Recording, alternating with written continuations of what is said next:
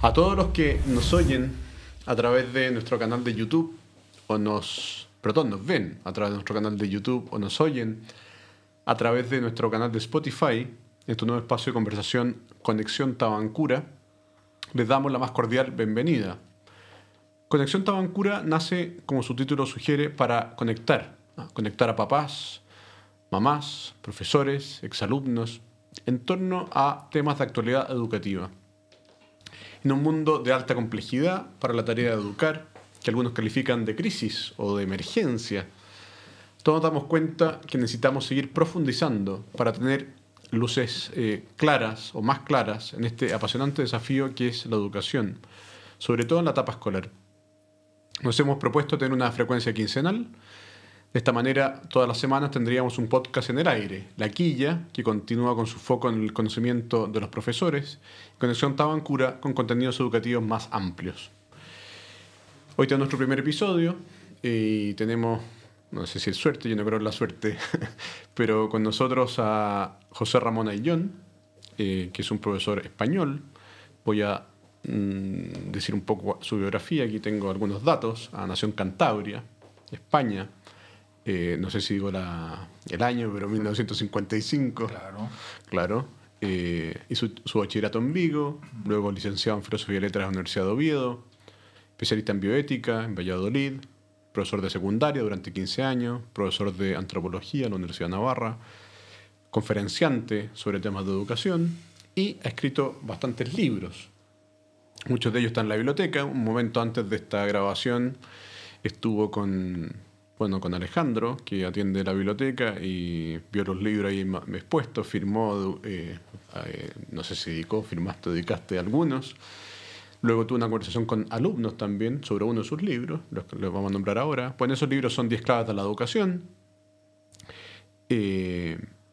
ética actualizada, el mundo de la ideología, que fue el tema de la conversación que tuvo José Ramón con nuestros alumnos de cuarto medio y con algunos profesores también. 10 ateos cambios de autobús, también alguna novela por ahí, Querido Bruto, Otoño Azul, y también finalista Anagrama con Desfile de Modelos, y en otra competencia MR con La Buena Vida. Martínez Roca, es una editorial de Planeta. Perfecto. Lleva José Ramón algunos días en Chile dictando cursos y conferencias. Y hoy día tuvo un encuentro, ya lo decíamos, un grupo de profesores y alumnos de cuarto medio. Le agradecemos a José Ramón su visita a nuestro colegio y su disponibilidad también para esta conversación que tendremos junto al profesor, nuestro subdirector Jorge Pardo, y que estamos seguros que será del interés de papás, profesores y alumnos. Buenas tardes, Jorge. Buenas tardes, Santiago. Muchas gracias. Buenas tardes también, José Ramón. Bueno, José Ramón, espero que tu estancia en Chile esté siendo fructífera, para quienes te han escuchado, también para ti. Llevo una semana. Una semana. Bueno, la semana se cumplió el sábado, porque llegué el día 2 y voy a estar hasta el 22. Ya, o sea, un mes de junio completo. He sido invitado por la Universidad de los Andes y por la Universidad Católica, o mejor dicho, por el DUOC UC, a hablar sobre cuestiones éticas en las sedes del DUOC. De hecho, ya he estado en Viña del Mar, en Valparaíso, en Villarrica y en Puerto Montt en muy poco tiempo. O sea, está siendo muy intenso. Muy intenso, en una semana, sí. Todo esto. Y quería partir esta conversación tomando algunos temas que tú desarrollas en el libro 10 claves de la educación. Le echamos una mirada por ahí, refrescando. Y el primero tiene que ver con el de la autoridad, el tema de la autoridad. Hoy parece un lugar común decir que hay una crisis de confianza en la autoridad. En nuestro país lo hemos experimentado, la crisis de confianza en las instituciones, sobre todo la autoridad política, quizás en la iglesia también. Parece un lugar común también decir que muchos padres temen poner normas a sus hijos, o bien consideran que no es bueno hacerlo, para dejar que se expresen libremente, o pretenden traumarlo, o a veces tienen susto de perderlo, si se les pasa la mano, por ejemplo.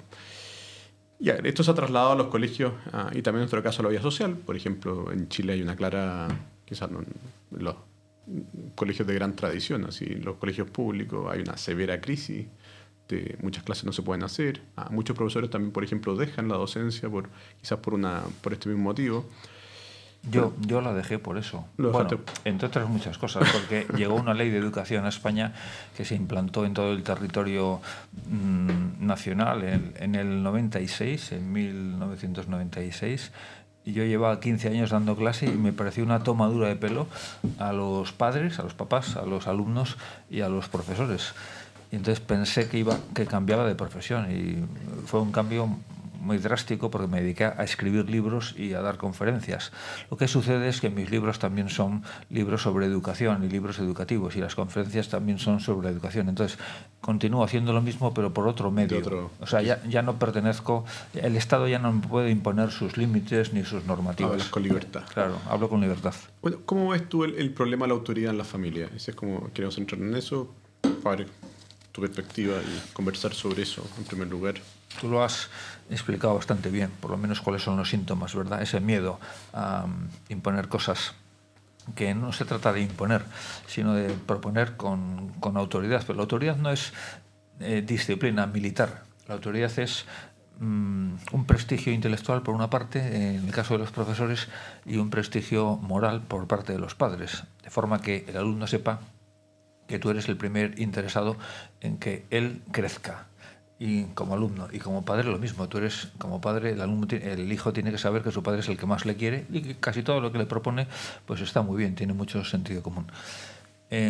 Hoy, por desgracia, intentamos tratar a los alumnos o a los hijos como si fueran coleguillas, amiguetes, sin darnos cuenta de que un padre y un profesor nunca es un coleguilla, nunca es amiguete, y que hay cosas además que no se pueden negociar. O sea, tú no puedes negociar la obligación o la necesidad de ir al médico, atención médica, con un hijo. Eso no es democracia, eso tienes que ir al médico. Ni puedes negociar la obligación de asistir a la escuela, pues tienes que ir a la escuela. Y como esto, otras muchas cosas.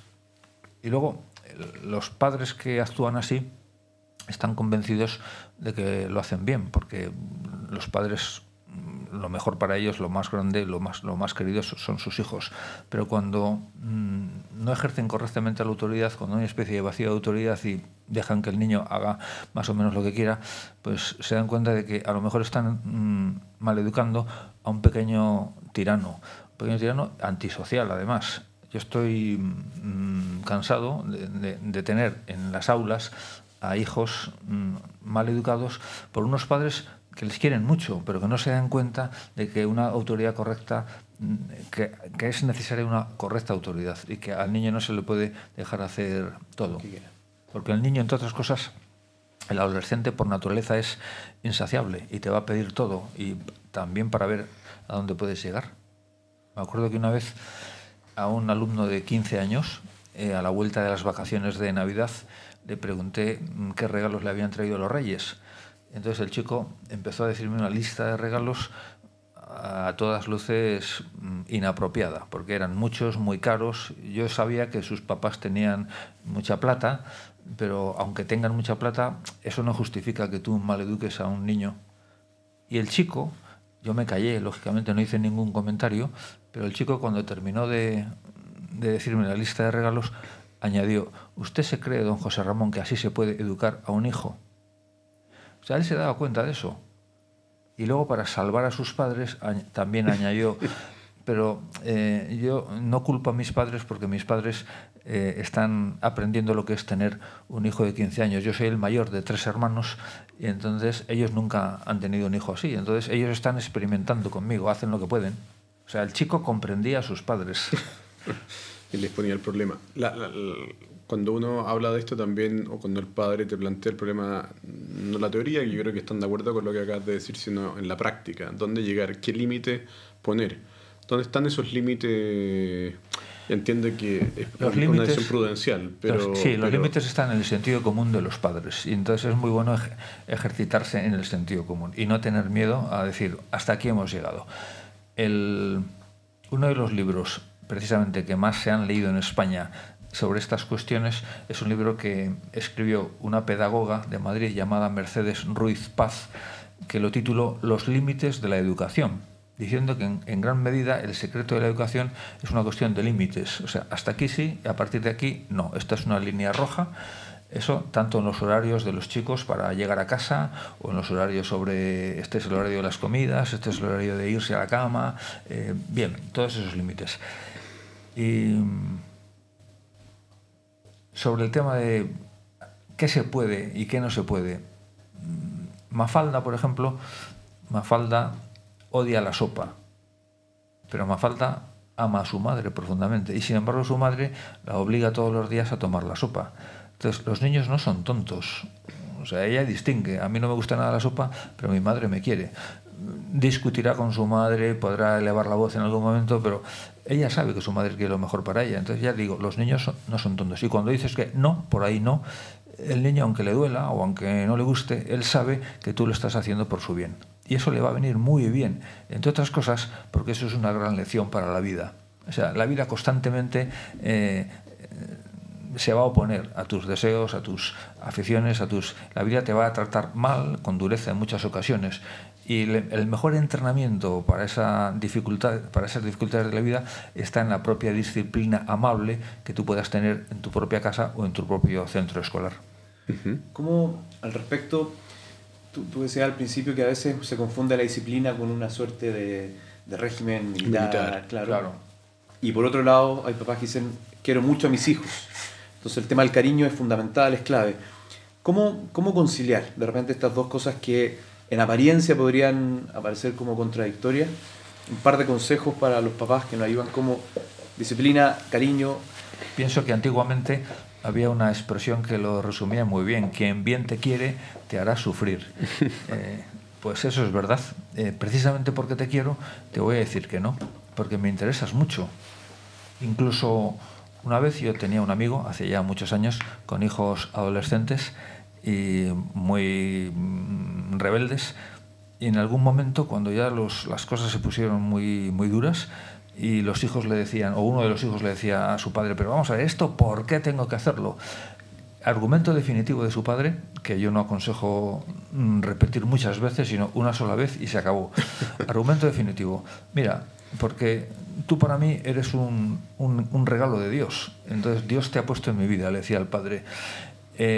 Y Dios me va a pedir cuentas de cómo te estoy educando. Por lo tanto, yo no quiero jugarme a mí mi vida porque Dios me diga que lo has hecho muy mal con ese encargo. Por lo tanto, por eso yo te estoy exigiendo esto, porque voy a tener que dar cuenta a Dios. Ya digo, esto no hay que usarlo habitualmente, ¿verdad? Pero es un buen argumento. Sí, yo pensaba que a veces muchos padres y también profesores, digámoslo abiertamente, también uno a veces le cuesta ejercer la autoridad porque el fondo tiene temor a contestar, tiene temor a eso, le cuesta sobreponerse a la cosa afectiva, ¿no? A la pena, a la que uno, porque muchas veces después de un reto, una reprimenda, un castigo, a uno le duele mucho. A veces no, pero lo normal es que sí, ¿no? Porque ¿cómo lo ves tú eso? Porque ¿cómo superar esa tendencia natural, digamos, a no...? Pues creo que hay una clave muy importante ahí, de que tú no lo hagas por gusto esto, sino por una... No lo haces por gusto, pero tienes que saber también que de alguna manera tú tienes que hacer teatro. Un buen padre, una buena madre, un buen profesor tienen que hacer teatro. Significa que tienen que jugar un papel. Y ese papel tengo, por lo mismo que soy puntual o por lo mismo que voy correctamente vestido, de una forma más bien elegante, pues eso es una forma de hacer las cosas, ¿no? De estar desempeñando un papel. Un rol. Y yo me acuerdo que tanto en secundaria como en la universidad,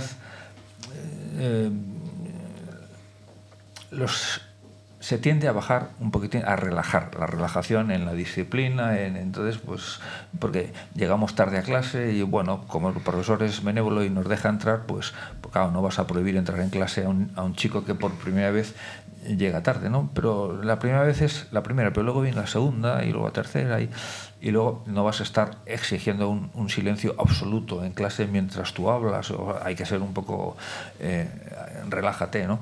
Bien. Pero de vez en cuando, como todo se va relajando y va descendiendo, de vez en cuando hay que dar un puñetazo en la mesa, ¿verdad? Y dice, bueno, muchachos, entonces viene muy bien que a lo mejor una vez al mes, pues tanto a los hijos, pero por lo menos mi experiencia con los alumnos es que viene muy bien decir 4 cosas claras. O sea, levantar un poco la voz y decir, muchachos, hasta aquí hemos llegado, esto no puede ser. Eso sí, hay que decirlo con con simpatía, si puedes, con una sonrisa, si puedes, pero con seriedad. Entonces, eso, claro, tus alumnos son personas normales y corrientes, entonces se dan cuenta de que lo que estás diciendo es verdad. Es que es verdad, todo va a funcionar mejor si esto funciona así. Y esto se estaba relajando. Y luego además se dan cuenta de que tú no eres el enemigo, tú estás súper interesado en que ellos crezcan, en que saquen buenas notas.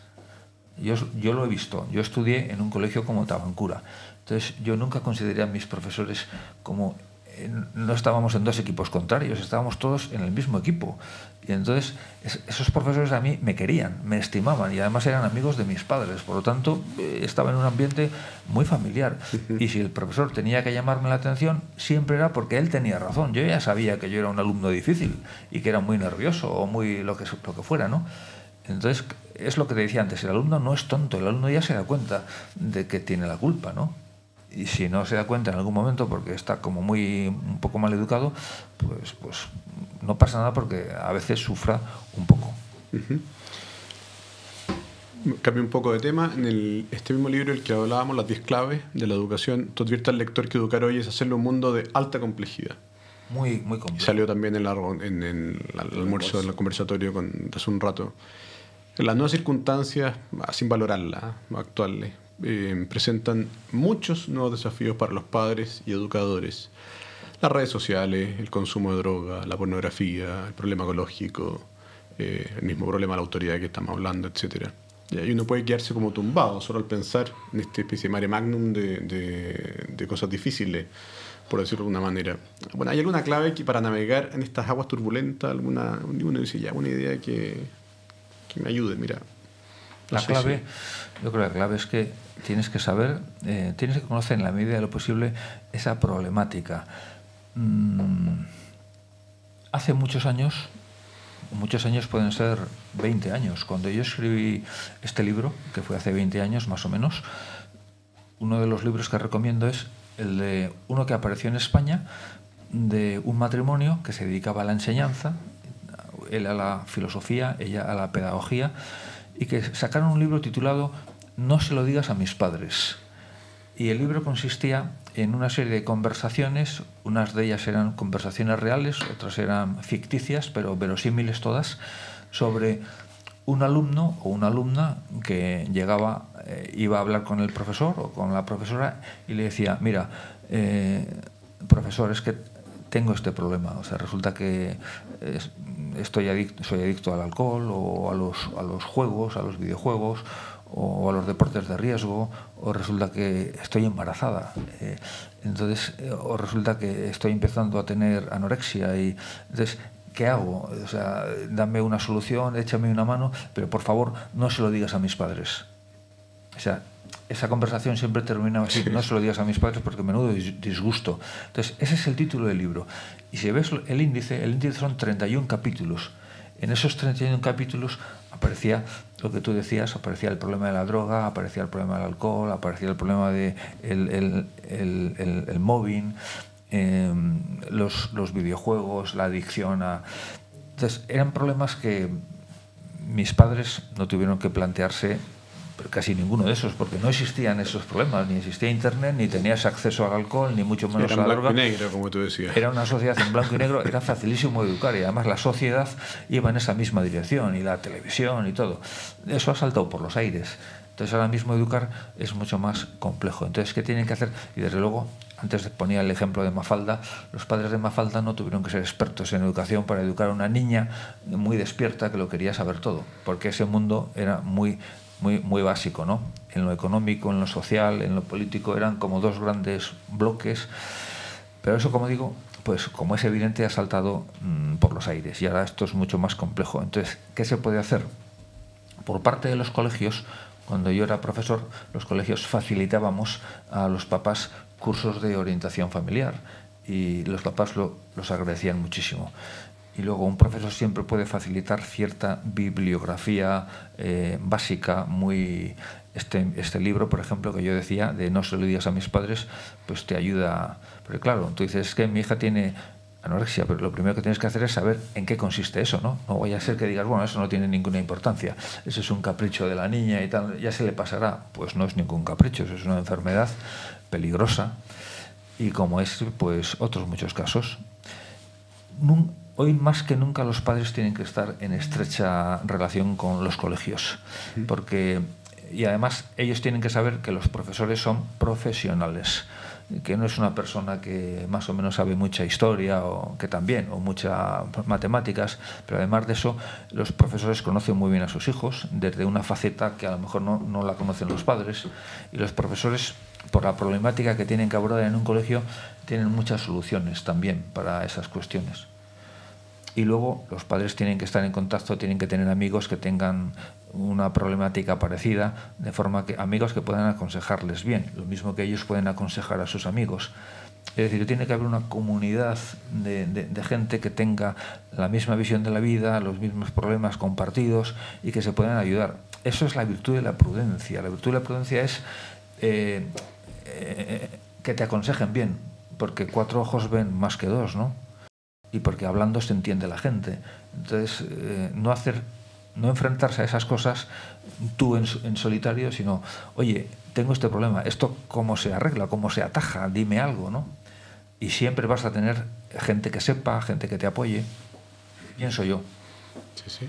Respecto a la pregunta que hizo Santiago, esto de cómo navegar en esta agua turbulenta, tengo la impresión de que quizás muchos padres, muchas familias, a los profesores también, si empezamos a hacer una revisión de todo lo que rodea a los alumnos, todo lo que se enfrentan, uno siente una sensación de se me viene el mundo encima.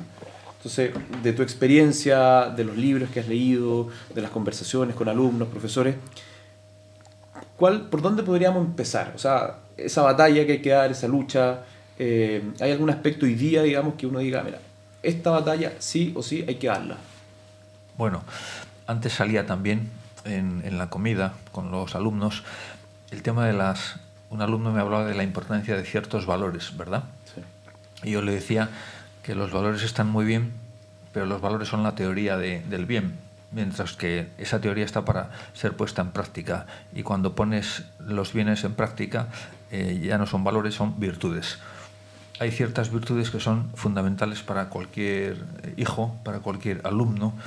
El hijo de entrada tiene que acostumbrarse a decir la verdad y contarle lo que le pasa y lo que piensa a sus padres, ¿eh? En otra medida también a los profesores, pero sobre todo a sus padres. Luego, hay que esforzarse en que el niño pues sea una persona con fuerza de voluntad, porque como sea débil, pues entonces va a ser víctima de muchas cosas, porque vive en un mundo donde todo son solicitaciones y todas son solicitaciones muy placenteras, ¿no? Va a tener el placer a la vuelta de la esquina en bandeja. Entonces tiene que tener fuerza de voluntad, tiene que saber muy bien lo que está bien y lo que está mal. Decir que no. Tiene que saber aprender a decir que no. Esa distinción entre el bien y el mal se llama conciencia moral, y no es un invento de la Iglesia Católica. Confucio habla de eso. Platón dice que en el fondo educar es enseñar a distinguir entre el bien y el mal. Aristóteles diría que no basta con aprender a distinguir, sino que hay que reforzarlo con la fuerza de voluntad. Luego, Confucio, por ejemplo, también, para asombro de mucha gente, decía: si no se respeta lo sagrado, no hay nada sobre lo que se pueda edificar una conducta. Es decir, si tú no estás dispuesto a dar cuentas a Dios o a que Dios apruebe lo que tú estás haciendo, no vas a estar dispuesto a dar cuentas ante nadie. Y si puedes saltarte a la torera la ley, pues violarás la ley cuando puedas. Y si no se respeta lo sagrado, no hay nada sobre lo que pueda edificar una conducta. Esto quiere decir que hay muchos valores, pero hay algunos valores que son fundamentales, y esos valores son intocables y hay que respetarlos. Entonces, antes decía virtudes, pues las virtudes fundamentales a las que antes también aludíamos, la justicia, o sea, hay que cumplir las leyes y tienes que cumplir con tus obligaciones, o sea, y tus obligaciones pues ya sabes las que son, ¿no? La fortaleza, ya hemos hablado de ella, la templanza, no confundir el bien con el placer, Los animales no lo confunden porque tienen instintos. Están regulados, pero nosotros no estamos regulados por el instinto, sino por la razón. Entonces, hay que no confundir esa oferta hedonista que tenemos tan fácil y tener mucho cuidado y decir, bueno, cuidado porque esto me lleva a las adicciones, ¿verdad?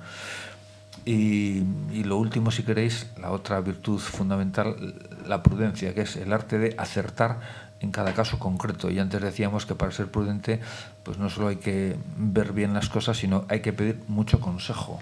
Entonces el chico tiene que aprender a desconfiar de sí mismo, bueno, como vosotros y como yo, o sea, cualquiera, eso es una postura sabia, no fiarte excesivamente de ti mismo, porque tú no solo no lo sabes todo, sino que en un mundo tan complicado tienes cantidad de carencias y lagunas. Entonces el chico tiene que acostumbrarse a pedir consejo a la gente que puede aconsejarle sabiamente. Podríamos decir también lo mismo a los padres, los profesores, por supuesto. Absolutamente, los padres. Los padres son... Santa Teresa de Calcuta decía que las personas más necesitadas en el mundo actual son los padres. Y lo dijo hace 30 años. Quería centrarme en uno de los puntos de este mundo de alta complejidad. Me parece a mí que en la práctica educativa predomina una visión que se podría resumir en lo esencial es que los hijos o alumnos tengan bienestar emocional.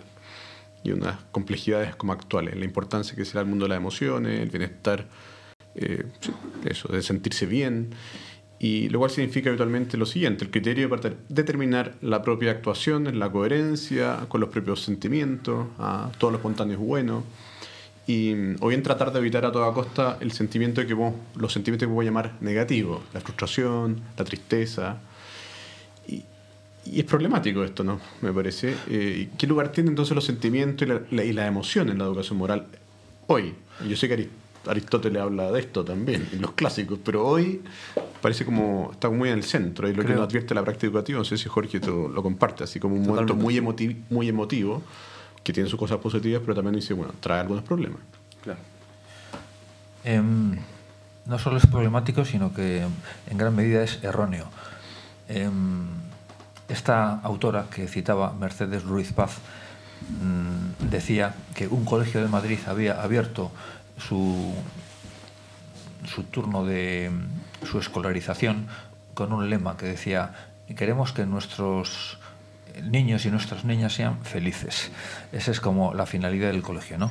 Y decía, a ver, primero, esto no es así porque la finalidad de la enseñanza no es la felicidad.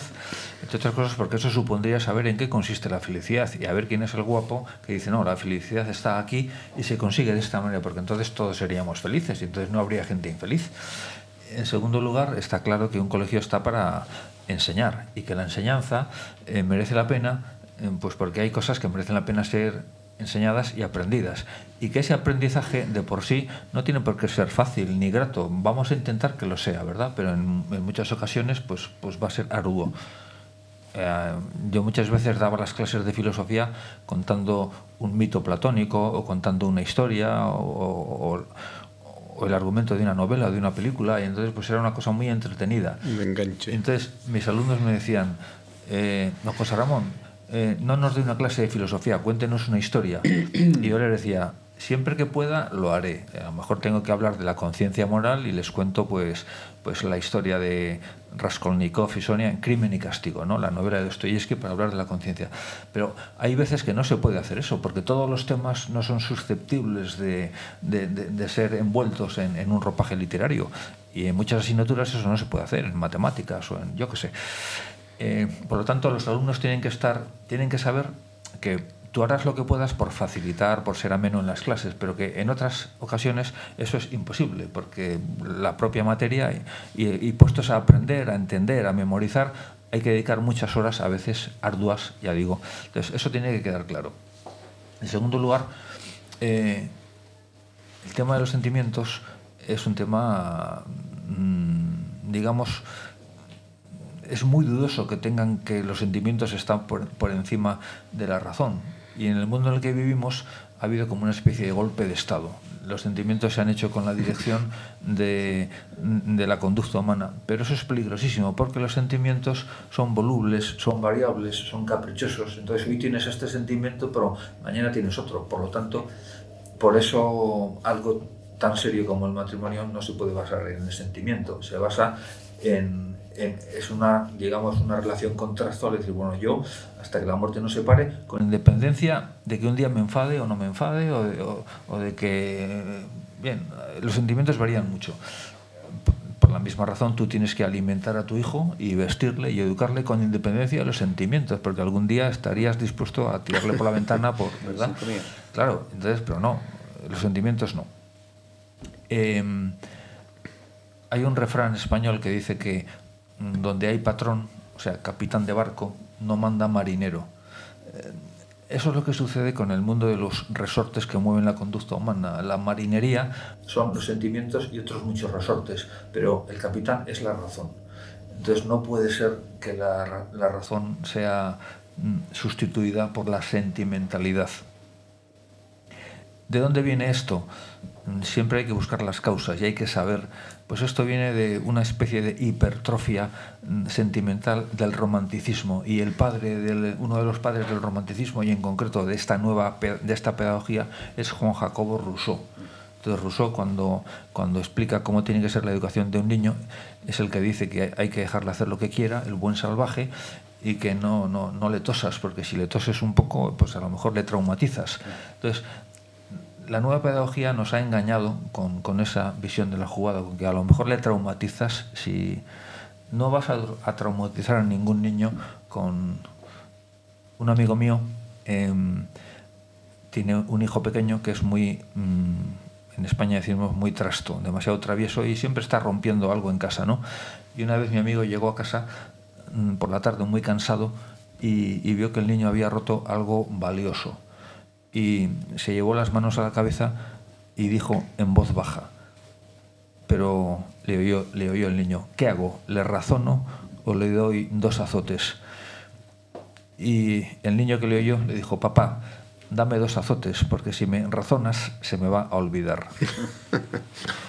Estamos lo de antes, los niños no son tontos y se dan cuenta de que si tienes que ser un poco autoritario con ellos, lógicamente tienes que ser autoritario cuando tengas que serlo, no de forma arbitraria. A propósito de esto, en el libro sobre la educación, citas también al respecto de los límites de la educación de Mercedes Ruiz un texto que me parece muy interesante. Dice: la ideología dominante hoy en día en el mundo de la enseñanza está privando a los alumnos del placer del conocimiento al hacerles creer que solo proporcionan placer aquellas cosas que arrancan carcajadas. Claro. Va en esta misma línea. Claro. Se puede entender también esto como una especie de llamado a atención, de alerta sobre nuevas teorías, paradigmas educativos que de repente como que quieren replantear la forma en que las personas, los alumnos aprenden y en la manera en que educamos. A ver, a poca experiencia que tenga un profesor, se da cuenta de que no hay mejor manera de enseñar a un niño que la lectura y la escritura, y que trabajar sobre textos. Me da igual si esos textos están en una tablet o están en un papel. Yo preferiría papel porque sobre eso puedes subrayar y anotar donde quieras, pero lectura y escritura. Eso significa que el niño tiene que leer y sobre lo que lee tiene que escribir. Y el escribir significa que tú le vas a pedir que haga un resumen, o que tú le vas a pedir que conteste a unas preguntas sobre el texto. Eso que más o menos técnicamente se llama lectoescritura, es lo mejor que se ha inventado desde los griegos, y tenemos una experiencia de muchos siglos. Cuando yo le pregunto al hijo de unos amigos míos que viven en San Sebastián, o sea, en la frontera con Francia, y el niño estudia en un liceo francés, cruza la frontera todos los días y estudia en Francia, en San Juan de Luz o en Bayona, le digo: oye, ¿qué tal tu liceo? ¿Tienes que trabajar en serio y tal? Y me dice: estoy agotado porque estamos todo el día leyendo y escribiendo. Digo: bueno, un aplauso para los franceses, Leyendo y todo el santo día leyendo y escribiendo. Y si le preguntas a los niños italianos, exactamente lo mismo. Y memorizando. Nada de, bueno, la memoria era una cosa antigua, que suena un poco fascista y tal. No. De fascista nada. La memoria es importantísima.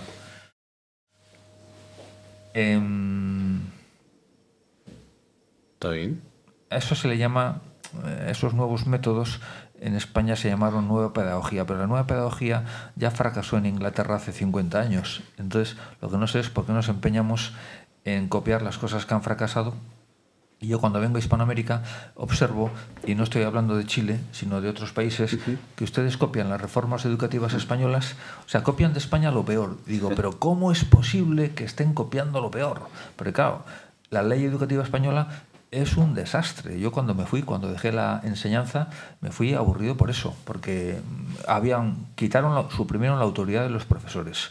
Luego, en lugar de dejarnos hacer nuestra tarea, nos empapelaron con burocracia. Cada vez que tenías que hacer una cosa, tenías que justificar ante el ministerio por escrito un montón de cuestiones. O sea, burocratizaron. Y luego bajaron muchísimo los contenidos. Antes un libro de texto era una cosa seria, ¿no? Ahora es una especie de jueguecito de... Pero ¿cómo es posible eso, no? Y siento ser...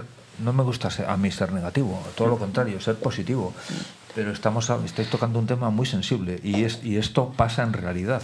Todos los ensayos que se publican en España sobre educación desde hace décadas ponen el énfasis, el dedo en la llaga, en dos puntos. Uno que ya hemos tocado ahora, que es el tema de la crisis de autoridad, y otro que es, bueno, también lo hemos tocado, el síndrome lúdico, o sea, el convertir la escuela en una especie de circo donde venimos a pasarlo bien, niños. Aquí y nosotros los profesores somos animadores y ya veréis que os vamos a motivar. Y no, deja, yo ni soy animador, yo soy un profesor de filosofía muy serio.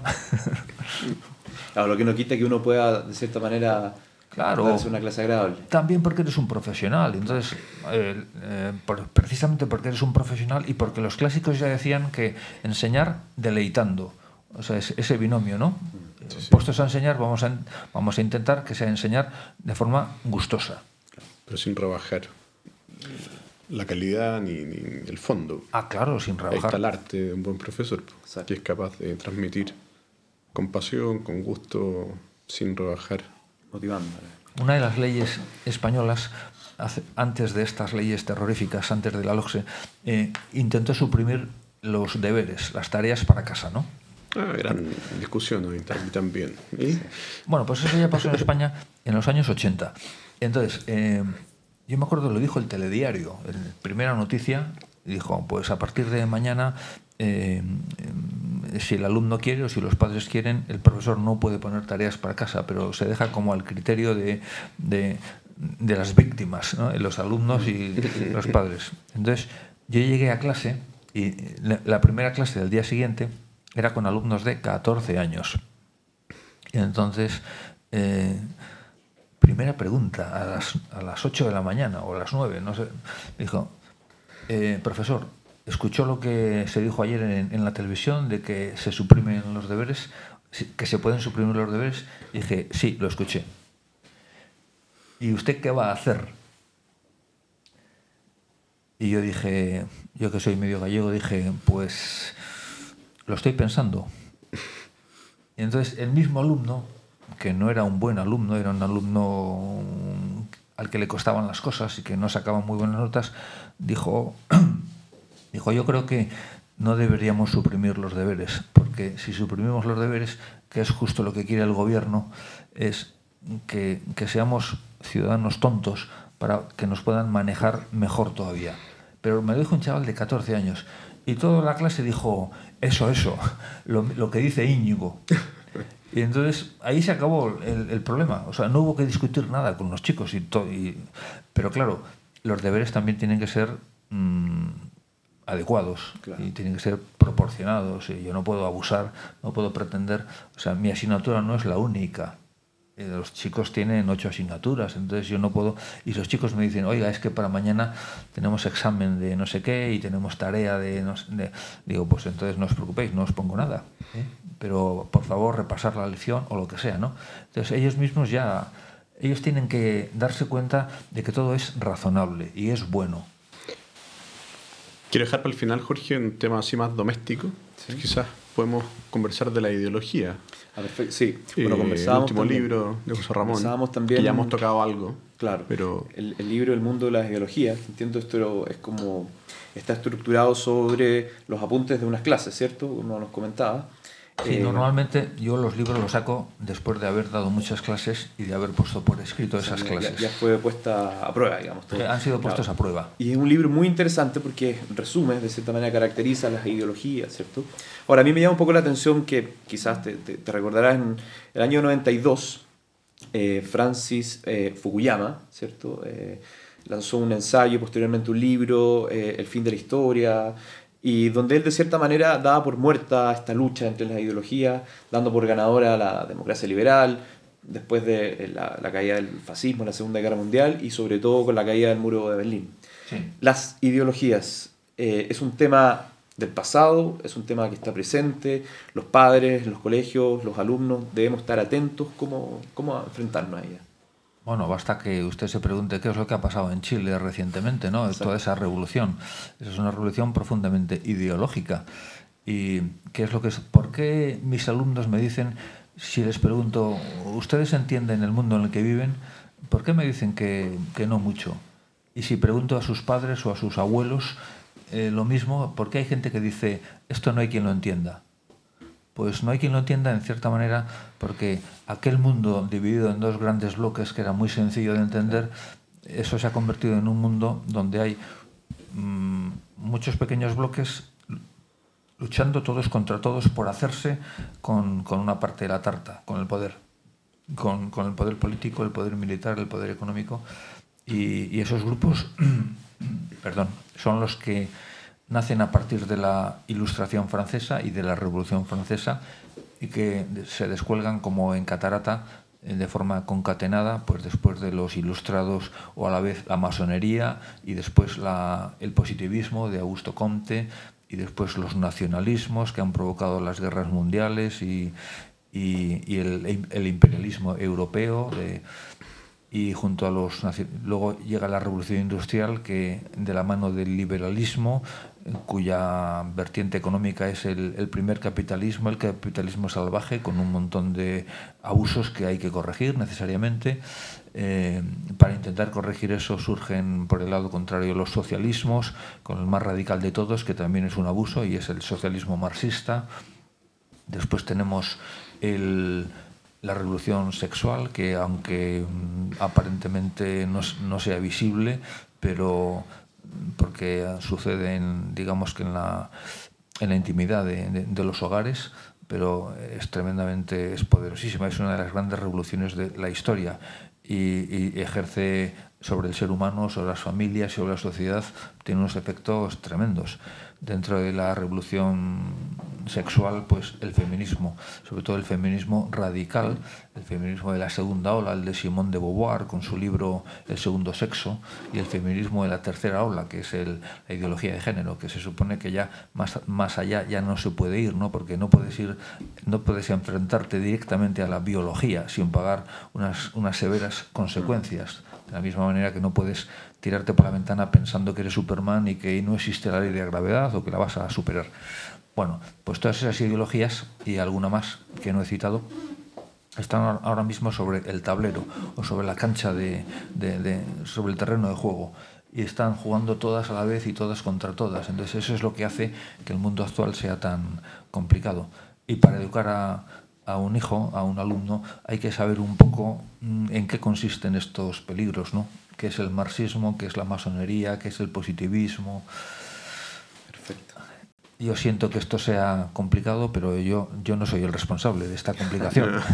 Yo soy una víctima más. Y lo que sí hago es, a mí me pagan para aclarar estas cosas en mis clases de la universidad o en los libros que escribo. Hay un ensayo de un autor español, quizás lo ubicas, Dalmacio Negro. Sí, claro. Que se titula El mito del hombre nuevo. Sí.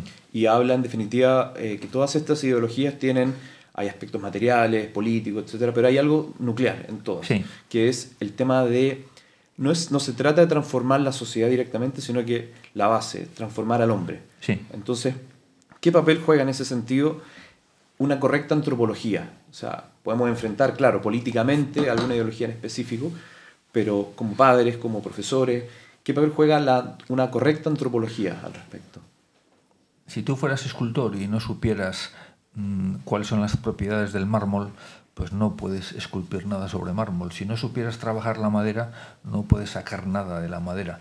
Si no supieras cómo se funde el bronce, pues no podrías hacer ninguna escultura. Entonces, si tú no sabes lo que es el ser humano, los experimentos con él no van a funcionar. Porque el ser humano es súper complejo, tan complejo que todos los clásicos dicen que es misterioso. Y parte de ese misterio tiene que ver, primero, con que es un ser espiritual, no son puras células. Por ser espiritual es libre, por lo tanto hay que ser muy cuidadoso con las cosas que se le mandan, porque es libre. Además está, como decíamos antes, está configurado no solo por inteligencia y racionalidad, sino por los sentimientos. Y los sentimientos, pues, como decíamos, son caprichosos, son volubles, van, vienen, son contradictorios muchas veces. En el mismo día. En el mismo día, claro. En la misma hora. Claro. Bueno, yo una vez escribí una novela protagonizada por una chica de 17 años y para saber un poco, pues leí literatura escrita o protagonizada por chicas, pero también pregunté a muchas de mis alumnas que me dijeran cómo es una chica en profundidad, ¿no? De 17 años. Y todas me dijeron que no podían ayudarme porque decían, nosotras no nos entendemos a nosotras mismas.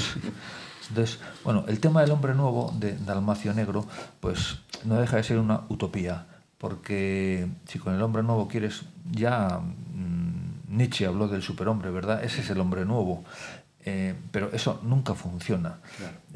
Es más, vas a sufrir mucho e inútilmente. El superhombre es el hombre que está por encima del bien y del mal.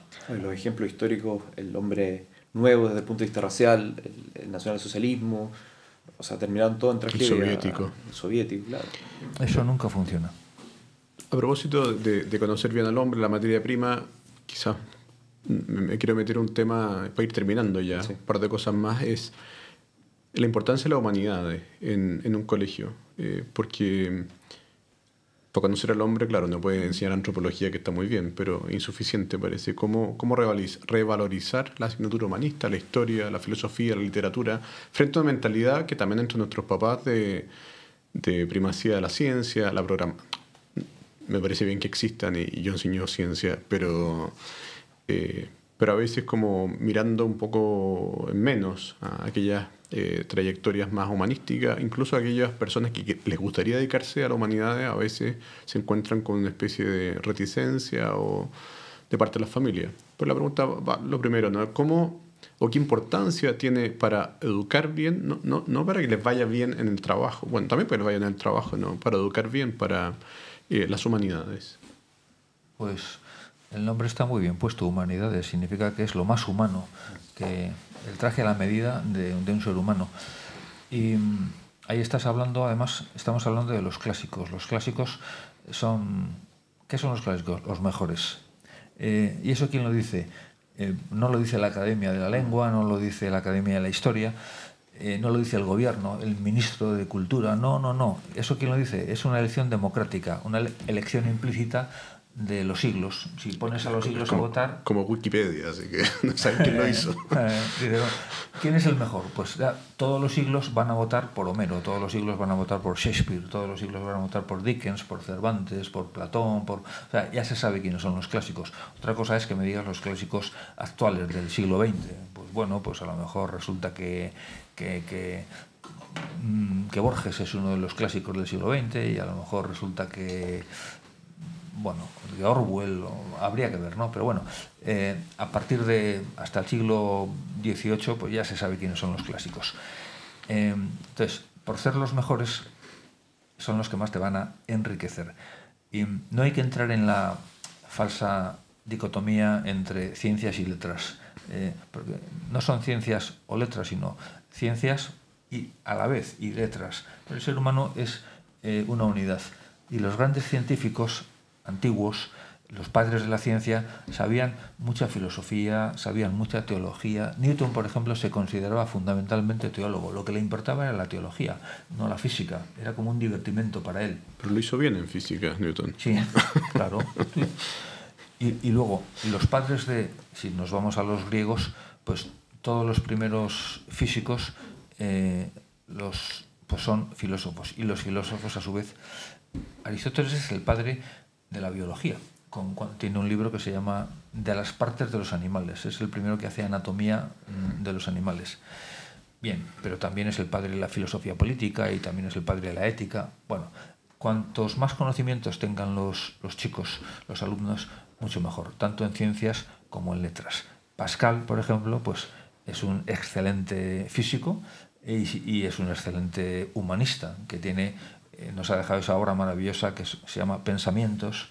Bien, entonces hay que ir Descartes lo mismo, hay que ir a por eso, hay que ser integradores, ¿no? Ahora que se habla tanto de lenguaje inclusivo, pues aquí vamos a ser inclusivos, entonces ciencias y letras, cuanto más mejor. Y luego también yo diría, las humanidades hay que hacerlas atractivas. Y para hacerlas atractivas, pues hay que saber que no todos los antiguos son igual de amenos. Entonces, a lo mejor las vidas paralelas de Plutarco pues son asequibles. Esos libros, claro, yo no le voy a decir a un alumno mío que se lea la Ética a Nicómaco, ¿no? Pero sí las biografías de Plutarco. Léete Julio César o Alejandro Magno, o léete esta epístola de Séneca, que es buenísimo, o léete y esta versión de la Divina Comedia, pues que a lo mejor está un poco adaptada y recortada. Entonces esas cosas... Un fragmento... Claro, o te voy a contar cómo murió Sócrates, y después de contártelo yo te lo resumo, pero luego te vas a leer este diálogo, la apología de Sócrates y el Critón. Entonces, la experiencia que yo tengo es que cuando ofreces estos alimentos tan buenos a los alumnos, incluso a gente que habitualmente no está acostumbrada, a mí me llega a la universidad gente que a lo mejor me dicen, oiga, pero ¿cómo vamos a leer 10 libros en este cuatrimestre si yo nunca he leído un libro en mi vida? Y yo le digo, pues más a mi favor. O sea, y cuando... Nos vamos a poner al día. Y al final, cuando termina, dice, oiga, muchas gracias por haberme obligado, entre comillas, a leer estos libros, porque yo no sabía que existían cosas tan buenísimas. A propósito, perdón, sí, Santiago, esto es una especie de propaganda, pero buscando un poco la bibliografía que ha escrito, entiendo que hay una nueva edición, o alguna edición ya ampliada, que se titula ¿Qué leer cuanto antes? Sí, ese es el último libro que he publicado. Y es como una especie de manual o recomendaciones de las lecturas, porque a veces aquí en Santiago es difícil encontrar librerías buenas, tenemos algunas cadenas importantes, pero uno se encuentra ante una biblioteca llena de cosas, no sabemos qué leer. Eso me pasa a mí. Entonces, precisamente para evitar ese mareo, porque una librería es mareante, ¿verdad? O sea, hay de todo y muchas veces sin ningún criterio, y el propio librero es el primero que te dice que el 95% de las cosas que recibe son perfectamente prescindibles, pero el librero también está sujeto a la dinámica editorial y a las distribuidoras, y tienes que poner esto en el escaparate. O sea, él también está preso de... Entonces el libro lo escribí precisamente para que fuera una orientación para navegantes. Entonces lo titulé ¿Qué leer cuanto antes? En plan gracioso, ¿no? Y cuando me dicen ¿y por qué pusiste cuanto antes? Pues también digo, pues porque el fin de los tiempos cada vez está más cercano. Claro. Entonces tienes que leerlo antes de pronto. Entonces son 50 análisis de 50 grandes autores, y casi todos con un libro por autor, en algunos casos 2 libros, por lo tanto me salen 62 libros. Pero esos autores son los mejores de los mejores, porque empiezo con Homero y sigo con Platón y San Agustín y Marco Aurelio, por supuesto Cervantes, por supuesto Shakespeare, por supuesto Dickens, y luego un montón de gente moderna, de los cuales muchos son conocidos, llego hasta Borges, y algunos son desconocidos por el gran público, como por ejemplo un francés que se llama Christian Bobin, o la mejor de las novelistas italianas del siglo XX, que es Natalia Ginzburg, pero que, bueno, a lo mejor en España no la conoce mucha gente.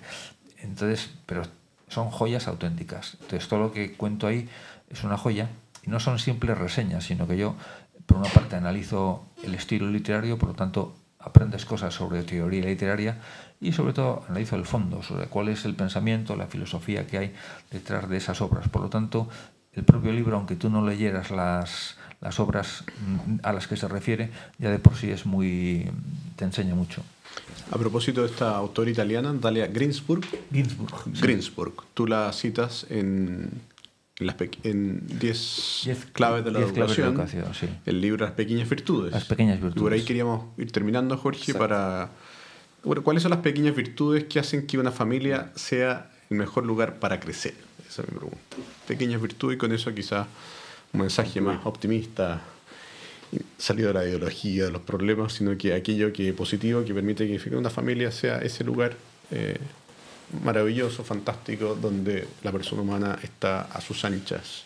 Pues la pregunta no es tan simple, pero tampoco es tan difícil, creo. No es difícil.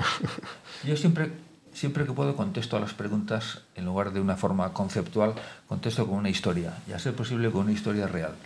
Y uno de mis amigos es también profesor de filosofía, y cuando sus 3 niños eran adolescentes, una de sus hijas pues era un poco rebelde. Y entonces un día mi amigo le dijo: Carmen, ¿te puedo explicar en medio minuto una cosa importante? Sí, papá. Bueno, pues mira, te voy a explicar qué es una familia y qué no es una familia. Porque la niña era muy desobediente. Entonces le dijo: mira, una familia no es un conjunto de personas, papá, mamá y los hijos, que viven bajo el mismo techo y se dedican a establecer una especie de competición a ver quién va más a lo suyo, quién es más egoísta, más individualista, quién ayuda menos a los demás. Una familia es lo contrario, son papá, mamá y los hijos que viven bajo el mismo techo y establecen una especie de competición a ver quién se desvive más por los demás, a ver quién tiene más detalles de cariño, a ver quién se sacrifica más por los demás. ¿Lo has entendido, hija? Sí, papá. Pues muy bien, hala. Entonces, yo de ahí saco varias conclusiones. Primero, las cosas hay que explicarlas bien. A mí me parece esto una explicación buenísima, porque no hay... Segundo, hay que ser breve. O sea, tú no puedes sentar a un niño y estar ahí media hora explicándole una teoría educativa. Tercero, hay que hacerlo con tranquilidad. O sea, no te enfades, no eches una bronca, decimos en España. Entonces, mi amigo no se enfadó en absoluto. Y la niña, por supuesto, no percibió ningún tipo de enfado o de... lógicamente, la niña no va a cambiar radicalmente en 24 horas. O sea, Carmen no pasó a ser una niña modelo al día siguiente. Eso es imposible. Pero Carmen es una mujer excelente, ¿no? Perfectamente educada, porque esas cosas se calan mucho, ¿no? Entonces, yo diría, una familia funciona bien sobre el ejemplo de los padres. O sea, ese ejemplo empieza con el cariño mutuo y el cariño a los hijos. Y luego tiene un gran componente de sacrificio, pero es un sacrificio gustoso, porque nadie se sacrifica más gustosamente por algo que por sus propios hijos. Y eso yo lo he comprobado en cantidad de ocasiones, en mis amigos, en mis hermanos, en mis primos, eso es así. Muy bien, pues agradecemos a José Raimón esta interesante conversación. Muchas gracias por haber estado con nosotros. Yo me lo he pasado muy bien con ustedes.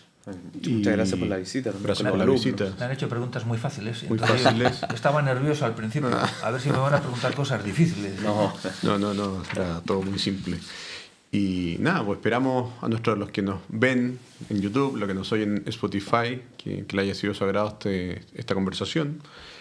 Siempre las conversaciones en general uno se entretiene cuando tiene gente interesante como José Ramón.